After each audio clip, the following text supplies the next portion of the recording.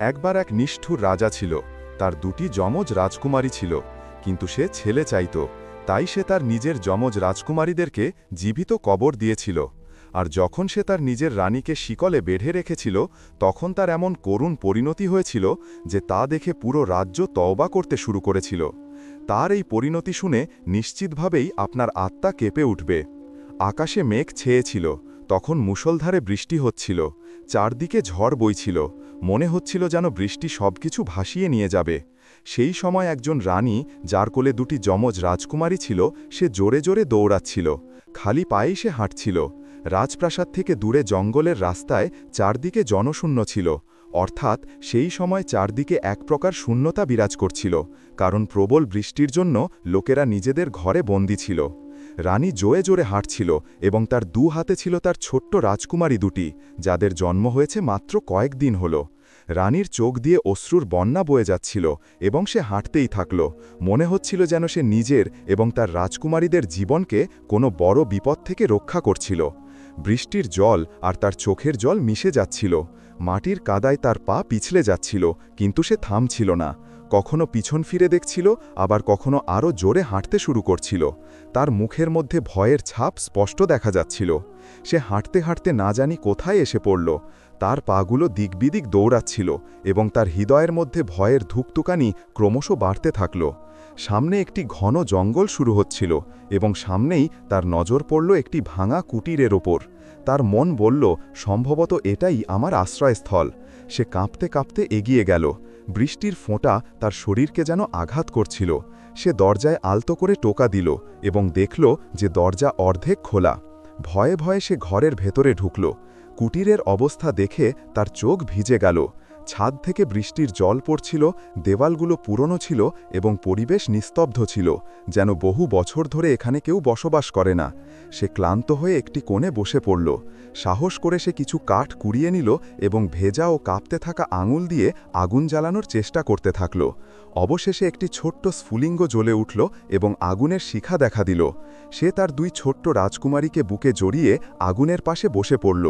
রাজকুমারীদের ছোট্ট হাত তার মুখ স্পর্শ করছিল এবং রানীর চোখ থেকে মুক্তোর মতো অশ্রু ঝরতে থাকল। বৃষ্টির ঠান্ডা এবং জীবনের কষ্ট একসঙ্গে তার অস্তিত্বকে কষ্ট দিচ্ছিল। সে তার মনে মনে বারবার আল্লাহকে ডাকছিল, হে আল্লাহ, আমাকে সাহায্য করো, আমার রাজকুমারীদের রক্ষা করো। সে তখনও প্রার্থনাতেই মগ্ন ছিল যে হঠাৎ দরজাটি কিচকিচ করতে করতে খুলে গেল। ভয়ে সে রাজকুমারীদেরকে আরও শক্ত করে বুকে জড়িয়ে ধরল। দরজায় ঝুঁকে পুরনো লাঠি ধরে একজন বুড়ি প্রবেশ করল। তার মুখে কুঁচকে যাওয়া চামড়া ছিল, কিন্তু চোখে শান্তি এবং মায়ের মতো মিষ্টি ছিল। বুড়ি তাকে দেখে নরম সুরে বলল, বেটি, ভয় পেও না, এটা আমারই ঘর। রানী আয়শা কাঁপতে কাঁপতে বলল, মা, আমাকে কয়েকদিনের জন্য আশ্রয় দাও। বাইরে ঝড় হচ্ছে আর আমি আমার রাজকুমারীদেরকে নিয়ে কোথাও যেতে পারছি না। বুড়ি তার কাছে এসে বসল, তার কাঁধে হাত রাখল এবং আস্তে আস্তে বলল, বেটি, এই বাড়ি গরিব হতে পারে কিন্তু সুরক্ষিত। তুমি কয়েকদিন এখানে শান্তিতে থাকতে পারো। কিন্তু একটি কথা বলো, তুমি কে, আর এই বৃষ্টি এবং ঝড়ের মধ্যে তোমার সদ্য জন্ম নেওয়া রাজকুমারীদের নিয়ে কেন বেরিয়ে এসেছো? এইসব শুনে আয়শার চোখ দিয়ে জল বেরিয়ে আসলো। তার গলা কাঁপতে থাকল এবং সে ভিজে গলায় বলল, মা, আমার গল্প অনেক কষ্টের, কিন্তু মনের ভার হালকা করার জন্য আপনাকে সব কিছু বলছি। সে এক মুহূর্তের জন্য থামল, যেন রাজপ্রাসাদের দেওয়াল ভেঙে তার সামনে পড়ছিল। তারপর সে ধীরে ধীরে বলতে শুরু করল, আমি সুলতান ওমরের স্ত্রী রানী আয়শা, একটি ছোট রাজ্যের রাজকুমারী ছিলাম। না মায়ের আশ্রয় ছিল, না বাবার ছায়া। আমার বিয়ে দূরের রাজ্যের সুলতান ওমরের সঙ্গে হলো। আমার স্বামী একজন কঠিন মেজাজের এবং নিষ্ঠুর সুলতান ছিল। আমার শাশুড়ি সুলতানা সাজিদাও ততটাই নিষ্ঠুর ছিল। বিয়ের কিছু মাস পরেই ওমর যুদ্ধের জন্য প্রস্তুতি নিতে শুরু করল। সেই সময় আমি মা হতে চলেছিলাম। আমি মনে মনে ভাবলাম যে এই খবর শুনে সে খুশি হবে, আমাকে সাহস দেবে, কিন্তু তার কথা আমার মনকে ভেঙে দিল। আয়শার ঠোঁট কাঁপতে লাগল। সে কাঁপতে কাঁপতে বলতে থাকল, যখন সে যুদ্ধ করতে যাচ্ছিল আমার কোল খালি ছিল, কিন্তু মনে আশা ছিল। কিন্তু মা, তার চলে যাওয়ার পর আমার জীবন একটি জেলখানা হয়ে গেল। শাশুড়ি দিন রাত আমাকে খোঁটা দিত, বলতো, ছেলে জন্ম দিও, আমাদের উত্তরাধিকারী চাই। তাদের কথা আমার মনকে আঘাত করত। আমি প্রতিদিন ভয় পেতাম যে যদি রাজকুমারী হয় তাহলে কি হবে। আমি একদিন সাহস করে ওমরকে বললাম যে রাজকুমারীরাও আল্লাহর আশীর্বাদ হয়, কিন্তু সে যেন আমার অস্তিত্বকেই আগুনে ফেলে দিল। সে বলল, যদি ছেলে হয় তো ঠিক আছে, না হলে যদি রাজকুমারীরা হয় তাহলে মনে রেখো আমি তাদের জীবিত মাটিতে পুঁতে দেব, তাদের সঙ্গে আমার কোনো সম্পর্ক থাকবে না। এই কথা শুনেই আমার আত্মা কেঁপে উঠল। মা, মনে হলো যেন আমার বুকের মধ্যে শ্বাস আটকে গেছে। সেই মুহূর্তের পর থেকে আমার মন সবসময় ভয়ে ডুবে থাকত। আমি রাতে জেগে জেগে কাঁদতাম এবং প্রত্যেক ইবাদতে আল্লাহর কাছে প্রার্থনা করতাম, হে আল্লাহ, আমাকে ছেলে দাও যাতে আমার সন্তানরা এই পৃথিবীর নিষ্ঠুর হাত থেকে বাঁচতে পারে। আয়শা কাঁপতে কাঁপতে নিজের গল্প এগিয়ে নিয়ে গেল। মা, যখন সময় আসলো তখন আল্লাহ আমাকে দুটি যমজ রাজকুমারী দিলেন। ছোট্ট পরীগুলোকে দেখে আমার মন আনন্দে ভরে গেল, কিন্তু আমার মুখের হাসি ভয়ের ছায়ায় চাপা পড়ে গেল। আমার অবস্থা খারাপ হয়ে গেল, চোখের মধ্যে কেবল ভয়ই ছিল। যেই আমার শাশুড়ি খবর পেল, সে তৎক্ষণাৎ সুলতান ওমরের কাছে খবর পাঠালো। তার কথাই বিষ ছিল। সে বলল, ওমর, তুমি সঙ্গে সঙ্গে রাজ্যে ফিরে এসো, তোমার রানী রাজকুমারীদের জন্ম দিয়েছে, এরা আমাদের জন্য বোঝা, কাল আমাদের রাজ্যের সমস্যা হবে। মা, সেই সময় আমার হৃদয় যেন টুকরো টুকরো হয়ে গেল। আমি ভাবলাম যে হয়তো আমার সুলতান আমার রাজকুমারীদেরকে মেনে নেবে, আমাকে সাহস দেবে, কিন্তু সেও নিষ্ঠুরভাবে বলল, আমি 5 দিনের মধ্যে আসছি, যুদ্ধের কাজ শেষ হয়েছে, তুমি কোনো চিন্তা করো না, আমি এসে সব কিছু ঠিক করে দেব। এই কথাগুলো আমার জন্য তলোয়ারের চেয়ে কম ছিল না। আমার মন কেঁপে গেল। আমি সব সময় কাঁদতাম, আমার শাশুড়ির পায়ে ধরলাম, হাত জোর করে বললাম যে আমার ওপর এবং এই নিষ্পাপ ফুলের ওপর দয়া করো, কিন্তু সে একটিও কথা শুনল না। তার চোখে যেন খুন নেমে এসেছিল। সে সব সময় আমার রাজকুমারীদেরকে শেষ করার চেষ্টায় থাকত। তারপর সেই দিন আসলো যখন ওমর যুদ্ধ থেকে ফিরে আসবে। পরের দিন তার আসার কথা ছিল, এবং সেই দিন আকাশে তুফানি বৃষ্টি হচ্ছিল, চারিদিকে অন্ধকার এবং নিস্তব্ধতা ছড়িয়েছিল। আমার শাশুড়ি নিজের ঘরে ঘুমোচ্ছিল, শীতের কারণে মোটা কম্বলে মুড়িয়েছিল। আমি এই সুযোগটা দেখলাম এবং আল্লাহর নাম নিয়ে আমার 2 রাজকুমারীকে বুকে জড়িয়ে রাজপ্রাসাদের দরজা দিয়ে বাইরে বেরিয়ে আসলাম। মা, আমি দৌড়াতে থাকলাম, কাদায় ভরা রাস্তা আমার পাকে জখম করছিল, কিন্তু আমি থামলাম না। মনে কেবল একটিই চিন্তা ছিল যে কোথাও সেই নিষ্ঠুর হাত আমার ছোট্ট ফুল পর্যন্ত পৌঁছে না যায়। এইভাবে আমি আমার রাজ্য থেকে অনেক দূরে চলে আসলাম। বৃষ্টি আমার চোখের জলকে লুকাচ্ছিল এবং আমার ভয় আমাকে দৌড়াতে সাহায্য করছিল। হাঁটতে হাঁটতে যখন সাহস ভেঙে গেল, তখন সামনে আপনার কুটির দেখতে পেলাম এবং এইভাবে আমি আপনার দরজায় এসে পড়লাম।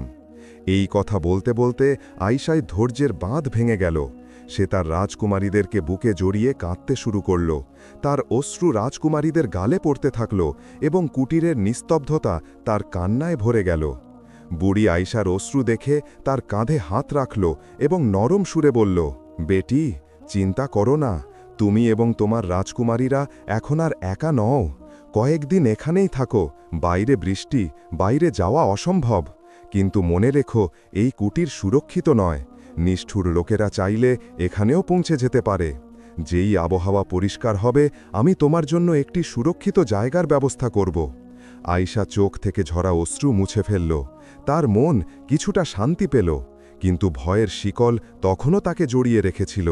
সে রাতে রাজকুমারীদেরকে বুকে জড়িয়ে জেগে থাকত এবং সব সময় আল্লাহর কাছে প্রার্থনা করত, হে আল্লাহ, আমার রাজকুমারীদেরকে এই নিষ্ঠুরদের হাত থেকে বাঁচিয়ে দাও। এদিকে অন্যদিকে সুলতান ওমরের চোখে রাগের আগুন জ্বলছিল। তার অহংকার এবং অহমিকা চিৎকার করছিল। সে রাজপ্রাসাদের দরবারে হাঁটতে হাঁটতে নিজের মাকে চিৎকার করে বলছিল, এই রানী আমার সম্মানকে মাটিতে মিশিয়ে দিল। তার সাহস কি করে হলো যে সে আমার কথার বিরুদ্ধে যাবে? আমি বলেছিলাম যে রাজকুমারীরা আমার জন্য মৃত্যু। এখন যখন সে জীবিত রাজকুমারীদেরকে নিয়ে পালিয়েছে, তাহলে মনে রেখো আমি তাদের এবং তাকেও জীবিত মাটিতে পুঁতে দেব। তার ঠোঁট থেকে বিষ ঝরছিল। সুলতানা সাজিদা তাকে উস্কে দিচ্ছিল, হ্যাঁ বেটা, এই রানী আমাদের সম্মান নষ্ট করে দেবে। তাকে খোঁজো এবং এমন শিক্ষা দাও যে কোনো রানী ভবিষ্যতে এরকম করার সাহস না পায়। সুলতান ওমরের মুখে একটি শয়তানি হাসি ছড়িয়ে পড়ল। সে মুষ্টিবদ্ধ করল এবং বলল, আমি জানি যে সে আমাকে দেখলেই চিৎকার করবে, ঝামেলা করবে। তাই এখন আমাকে এমন একটি পরিকল্পনা বানাতে হবে যা সোজা লক্ষ্যে আঘাত করবে। এমন একটি পরিকল্পনা যার ফলে সে না নিজের রাজকুমারীকে বাঁচাতে পারবে আর নিজেকে। তার চোখের শয়তানি উজ্জ্বলতা অন্ধকারে জ্বলতে থাকা আগুনের মতো লাগছিল। কিছুদিন পর সুলতান ওমর খবর পেল। কেউ তাকে বলল যে রানী আয়শাকে ওই এলাকায় শেষবার দেখা গিয়েছিল। এই শুনেই তার মনে আনন্দের ঢেউ আসল। সে মাথা নিচু করে হাসতে থাকল। তার হাসি শয়তানি ছিল। এখন খেলা শেষ হতে চলেছে, সে মনে মনে বলল। ওইদিকে আয়শা কুটিরে এসেছে বেশ কয়েকদিন হয়ে গেল। বৃষ্টির শব্দ কিছুটা কমল ঠিকই, কিন্তু তার মনের ঝড় কমল না। সে সব সময় ভয়ে থাকত। তার দুই রাজকুমারীকে বুকে জড়িয়ে রাখত। কখনো তাদের ছোট্ট হাতে চুমু খেত, কখনো চোখ বন্ধ করে আল্লাহর কাছে প্রার্থনা করত। হে প্রভু, এরা তোমার আমানত, এদেরকে তোমার আশ্রয় রাখো, নিষ্ঠুরদের হাত থেকে বাঁচাও। কুটিরের অন্ধকারে তার প্রার্থনা ধ্বনিত হতে থাকল, এবং বাইরে সময় তার দ্রুত গতিতে চলছিল। কিছু একটা ঘটতে যাচ্ছিল যা সব কিছু পরিবর্তন করে দেবে। রাতের সময় ছিল, আকাশে মেঘ এখনও ছিল এবং হালকা হালকা বৃষ্টির শব্দ শোনা যাচ্ছিল। ঠান্ডা হাওয়ার ঝাপটা কুটিরের দুর্বল দেওয়ালে ধাক্কা মেরে ভেতরে আসছিল। কুটিরের মধ্যে গভীর নিস্তব্ধতা ছিল। কেবল কাঠের আগুনের মৃদু আলো জ্বলছিল এবং নিভছিল। বুড়ি একটি কোণে বসেছিল। তার চোখ ক্রমাগত আয়শার দিকে ছিল, যে গভীর ঘুমে ডুবেছিল। তার কাছেই তার দুই ছোট্ট রাজকুমারীও বেখবর হয়ে ঘুমোচ্ছিল। আয়শার কপালে ঘামের ছোট্ট ফোঁটা ছিল, যেন তার অজ্ঞান শরীরের ভেতরে কোনো অজানা ভয় জেগে উঠছিল। হঠাৎ রাতের নীরবতাকে কারো পায়ের শব্দ ভেঙে দিল। বুড়ি চমকে উঠল, তার কান খাড়া হয়ে গেল। সে আস্তে করে উঠল এবং দরজা খুলল। সামনে সুলতান ওমর দাঁড়িয়েছিল। তার মুখে শয়তানি হাসি ছড়িয়েছিল। তার চোখে এক প্রকার উন্মত্ততা দেখা যাচ্ছিল, যেন সে নিজের জয়ের ঘোষণা করে দিয়েছে। বুড়ির হাত কাঁপছিল।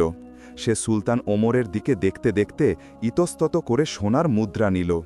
তার ঠোঁট কাঁপল এবং সে মৃদু স্বরে বলল, তুমি এখানেই অপেক্ষা করো, আমি নিয়ে আসছি। সে ঘুরে গেল, কুটিরের ভেতরে গেল এবং ধুকপুক করা মন নিয়ে রাজকুমারীদেরকে উঠিয়ে নিল। ছোট্ট ফুলগুলো মায়ের কোল থেকে আলাদা হতেই একটু নড়াচড়া করে সিসকাল, কিন্তু ঘুমের ঘোরে আবার শান্ত হয়ে গেল। বুড়ি সেই রাজকুমারীদেরকে সুলতান ওমরের হাতে তুলে দিল। সুলতান ওমরের হাসি আরও ভয়ানক হয়ে গেল। সে একটি লম্বা শ্বাস নিল, যেন বহু বছরের রাগ বেরিয়ে আসল। তারপর সে ঘুরল এবং অন্ধকারে হারিয়ে যেতে লাগল। বুড়ি মুদ্রাগুলোকে শক্ত করে মুঠিতে ভরে রাখল। তার চোখে না লজ্জা ছিল আর না অনুতাপ। শেষবারের মতো সে কুটিরের ভেতরে উঁকি দিল, যেখানে আয়শা বেখবর হয়ে ঘুমোচ্ছিল। চায়ে মেশানো ঘুমের ওষুধ তাকে এত গভীর ঘুমে আচ্ছন্ন করে দিয়েছিল যে ঝড়ও তাকে জাগাতে পারত না।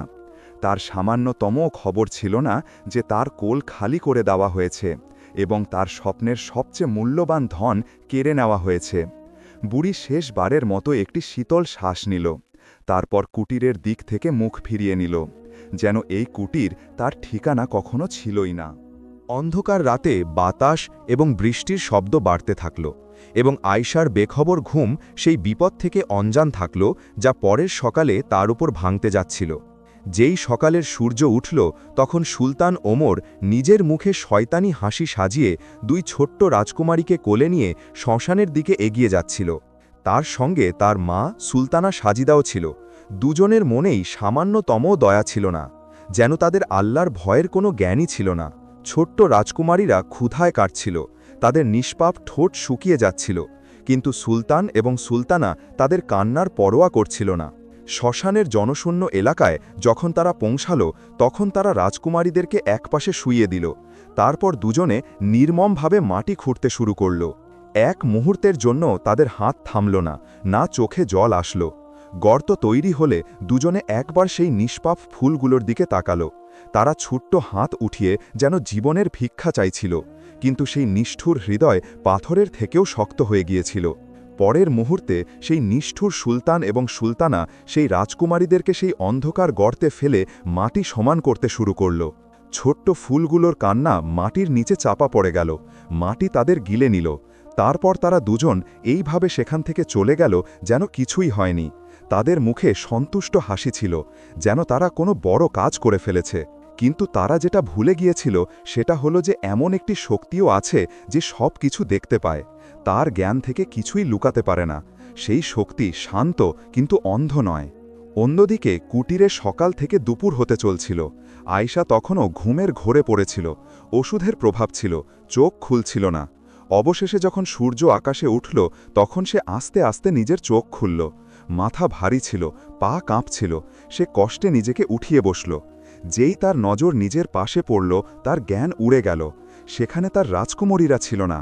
হঠাৎ তার বুক ধরধর করতে লাগল। সে কুটিরের প্রতিটি কোণে দেখল, কিন্তু সেখানে তো সেই বুড়িও ছিল না। আয়শার শ্বাস দ্রুত হয়ে গেল। সে মনে মনে বলল, হয়তো মা রাজকুমারীদেরকে নিয়ে বাইরে বসে আছে। সে কাঁপতে কাঁপতে বাইরে গেল। আকাশ পরিষ্কার ছিল, বৃষ্টি থেমে গিয়েছিল, কিন্তু বাইরেও কেউ ছিল না, না সেই বুড়ি আর না তার ছোট্ট ফুলগুলো। আয়শার ঠোঁট থেকে বেহিসাবি চিৎকার বেরিয়ে আসলো। সে জঙ্গলের জনশূন্য রাস্তায় চিৎকার করতে করতে ঘুরতে থাকল, মা, আমার রাজকুমারীরা কোথায়? কেউ আমার রাজকুমারীদেরকে আমাকে ফিরিয়ে দাও। কিন্তু উত্তরে কেবল হাওয়ার প্রতিধ্বনি ছিল।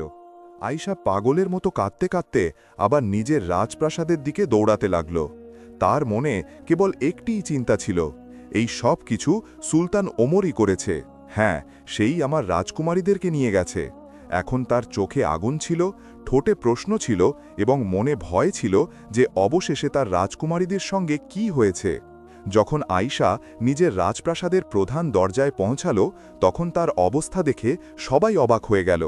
চুল এলোমেলো, কাপড় বৃষ্টি এবং কাদায় ভিজে, চোখে ভয় এবং পা কাঁপছিল।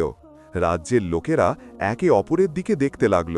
কেউ বিদ্রূপ করে বলল, এ তো বলতো যে নিজের কোনো প্রেমিকের সঙ্গে পালিয়ে গেছে। কেউ ঘৃণা ভরে মুখ ঘুরিয়ে নিল।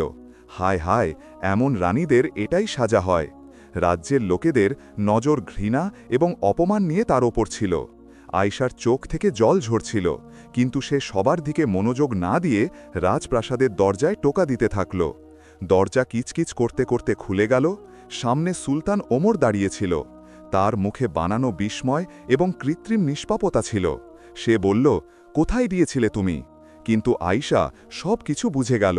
সে পাগলের মতো তার কাপড় ধরল এবং গর্জন করে বলল, ওমর, বলো আমার রাজকুমারীরা কোথায়? কোথায় নিয়ে গেছো তুমি তাদের?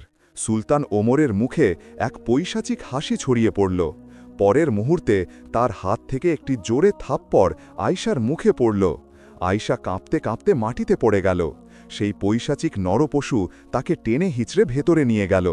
ঘরের ঠান্ডা শিকল তার হাত পায়ে লাগিয়ে দিল। ভর অন্ধকার ছিল, দেওয়াল থেকে জল ঝরছিল। আয়শার চিৎকার জনশূন্য রাজপ্রাসাদে ধ্বনিত হতে থাকল। সুলতান ওমর তার সামনে দাঁড়িয়ে গর্জন করল, তোমার এই সাহস কি করে হলো? তুমি আমার ইচ্ছার বিরুদ্ধে রাজকুমারীদেরকে বাঁচানোর চেষ্টা করেছ। শুনে নাও, তোমার রাজকুমারীরা এখন জীবিত কবরের নিচে আছে।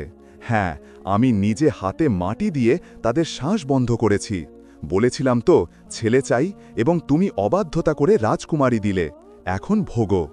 এই শুনে আয়শার শরীর থেকে প্রাণ বেরিয়ে গেল বলে মনে হল। তার মন কেঁপে উঠল, তার আত্মা যেন টুকরো টুকরো হয়ে গেল। তার চোখের সামনে তার ছোট্ট সন্তানরা মাটির নিচে কাঁদতে লাগল এবং শোকের ভারে সে সেখানেই অজ্ঞান হয়ে গেল। কিন্তু নিষ্ঠুর সুলতান ওমর এবং তার মায়ের ওপর কোনো প্রভাব পড়ল না। তাদের মনে সামান্যতমও দয়া আসল না, আর না আল্লাহর ভয়। তারা বিজয়ীর মতো হাসছিল, যেন কোনো বড় যুদ্ধ জয় করে ফেলেছে। শিকলের জালে বন্দি আয়শা প্রতি মুহূর্তে ভেঙে যাচ্ছিল। কখনো কাঁদত, কখনো চিৎকার করত, কখনো শিকল টানত, আর তারপর হতাশ হয়ে কেবল গর্জন করত, আমার রাজকুমারীরা, হে আল্লাহ, আমার রাজকুমারীরা কোথায়? তার মন যেন তার ভারসাম্য হারিয়ে ফেলেছিল। প্রতি মুহূর্তে তার কানে রাজকুমারীদের কণ্ঠস্বর শোনা যেত। সে বারবার মাটিতে পড়ে কান্নাকাটি করত, কিন্তু নিষ্ঠুর সুলতান এবং সুলতানার মনে সামান্যতম দয়া আসত না। তারপর সেই রাত আসল। রাতের অন্ধকারে তুফানি বৃষ্টি হচ্ছিল। বজ্রপাত, মেঘের গর্জন এবং বিদ্যুতের ঝলক পুরো রাজ্যকে কাঁপিয়ে দিচ্ছিল। সুলতান ওমর এবং তার মা নিশ্চিন্তে নিজেদের ঘরে ঘুমোচ্ছিল, কিন্তু তারা জানত না যে প্রকৃতির সিদ্ধান্ত নেমে আসতে চলেছে। সকালের সূর্য উঠল তো রাজ্যের লোকেদেরকে একটি অদ্ভুত এবং অসহ্য দুর্গন্ধ নাড়িয়ে দিল। লোকেরা একে অপরের দিকে অবাক হয়ে দেখতে লাগল। এই কেমন দুর্গন্ধ, এটা কোথা থেকে আসছে? দুর্গন্ধের সূত্র খুঁজতে খুঁজতে সুলতানের রাজপ্রাসাদে পৌঁছাল। যেই দরজা খুলল সবার লোম দাঁড়িয়ে গেল। দরবারে একটি ভয়ানক দৃশ্য তাদের জন্য অপেক্ষা করছিল। সুলতান ওমর এবং তার মা সুলতান ও সাজিদার মৃতদেহ পড়েছিল, কিন্তু এই মৃতদেহগুলোকে দেখে চেনা কঠিন ছিল। তাদের শরীরের ওপর পোকা, সাপ এবং বিচ্ছু ঘুরছিল। মাংসকে জায়গা জায়গা থেকে ছিঁড়ে ফেলা হয়েছিল। চোখ খোলা ছিল, ভয়ের দৃষ্টি নিয়ে যেন তারা তাদের মৃত্যুর সময়ে কোনো ভয়ানক শাস্তি নিজের চোখে দেখছিল। রাজ্যের লোকেরা ভয় পেয়ে গেল। কিছু লোক তো দম বন্ধ হয়ে সেখানেই পড়ে গেল। সবার মুখে একটিই কথা ছিল, হে আল্লাহ, এটা কি হলো?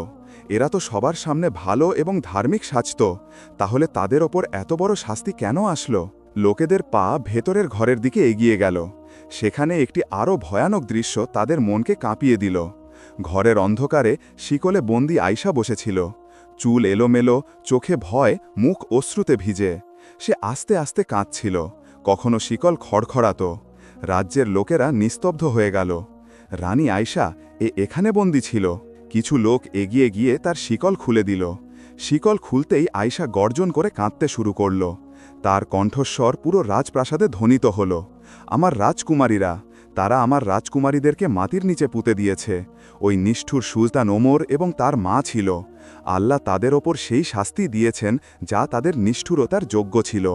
যখন আয়শার শিকল খোলা হলো তো সে মাটিতে পড়ে গেল। কাঁদতে কাঁদতে তার দম বন্ধ হয়ে গেল। রাজ্যের লোকেরা অবাক হয়ে দেখতে লাগল, রানী আয়শা, এইসব কি হলো? তোমাকে কেন শিকলে বেঁধে রাখা হয়েছিল? আয়শা কাঁদতে কাঁদতে সেই সব কথা বলল যা শুনে মাটিও কেঁপে উঠবে। তারা আমার নিষ্পাপ রাজকুমারীদেরকে জীবিত পুঁতে দিয়েছে, শুধুমাত্র এই কারণে যে তারা ছেলে চাইত। হে আল্লাহ, এটা কোন অপরাধের সাজা? এই শুনে ভিড়ের উপর ভয়ের ঢেউ ছড়িয়ে গেল। সবার মন কেঁপে উঠল। এখন আর কারো মনে কোনো সন্দেহ থাকল না যে সুলতান ওমর এবং তার মাকে এত ভয়ঙ্কর মৃত্যু কেন বরণ করতে হয়েছিল। লোকেদের মুখে একটিই কথা ছিল, এটা তো কেবল পৃথিবীর শাস্তি ছিল, না জানি পরলোকে তাদের সঙ্গে কি হবে। অনেক কষ্টে রাজ্যের লোকেরা সেই দুই নিষ্ঠুরকে গর্ত খুঁড়ে কবর দিল, কিন্তু না তাদের অন্ত্যেষ্টি হল আর না কোনো রীতি পালন করা হলো। সবাই বলল যে তারা সেই যোগ্যই ছিল না যে তাদের জান্নাতের শান্তি দেওয়া হবে। ওইদিকে আয়শার অবস্থা খারাপ হতে থাকল। সেই রাজপ্রসাদ তার জন্য জেলখানা হয়ে গিয়েছিল। সে সব সময় তার রাজকুমারীদেরকে মনে করত। সে জানত যে তার রাজকুমারীরা কোথায় সমাধিস্থ আছে, কিন্তু সে কিছু করতে পারত না। ধীরে ধীরে তার মানসিক ভারসাম্যও বিগড়ে গেল। এখন সে রাজ্যের গলিতে পাগলের মতো ঘুরত। কখনো কোনো বাচ্চাকে থামিয়ে বলতো, বেটা, তুমি কি আমার রাজকুমারীদেরকে দেখেছ?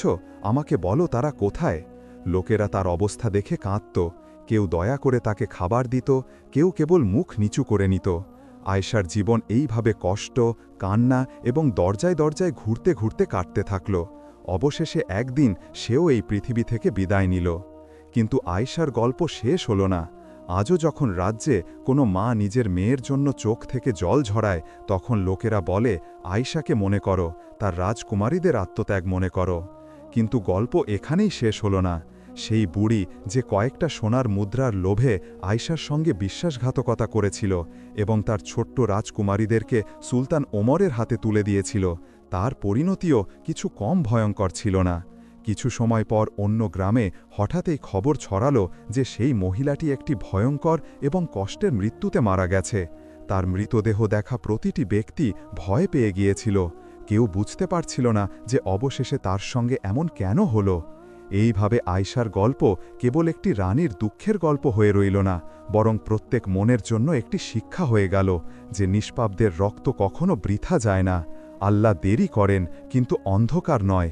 যে কেউ নির্দোষ মেয়েদের উপর অত্যাচার করেছে তার হিসাব অবশ্যই চুকাতে হয়েছে।